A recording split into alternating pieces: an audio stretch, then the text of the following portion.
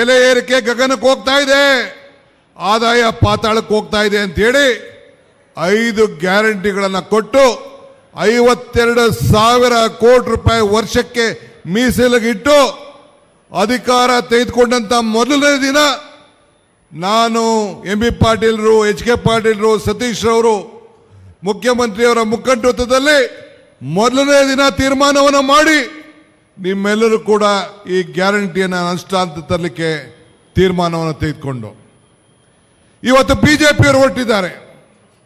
ಬೆಲೆ ಏರಿಕೆಯಿಂದ ತತ್ತರಿಸ್ತಾ ಇದ್ದಾರೆ, ಹಾಲು ಬೆಲೆ ಜಾಸ್ತಿ ಆಗೋಗಿದೆ ಅಂತ ಆಕ್ರೋಶ ವ್ಯಕ್ತಪಡಿಸ್ತಾ ಇದ್ದಾರೆ.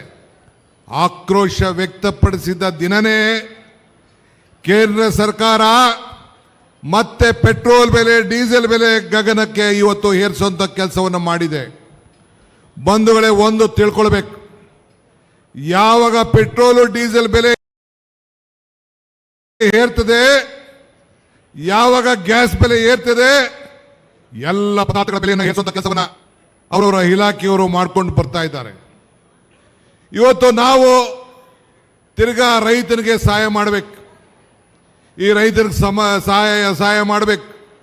ರೈತನಿಗೆ ಸಂಬಳ ಇಲ್ಲ, ರೈತನಿಗೆ ಪ್ರಮೋಷನ್ ಇಲ್ಲ, ರೈತನಿಗೆ ಪೆನ್ಷನ್ ಇಲ್ಲ, ರೈತನಿಗೆ ರಿಟೈರ್ಮೆಂಟ್ ಇಲ್ಲ, ಈ ರೈತನಿಗೆ ಲಂಚ ಇಲ್ಲ. ಈ ರೈತರಿಗೆ ಸಹಾಯ ಮಾಡಬೇಕು ಅಂತೇಳಿ ಹಾಲಿಗೆ 4 ರೂಪಾಯಿ ಏರಿಸಿದ್ರೆ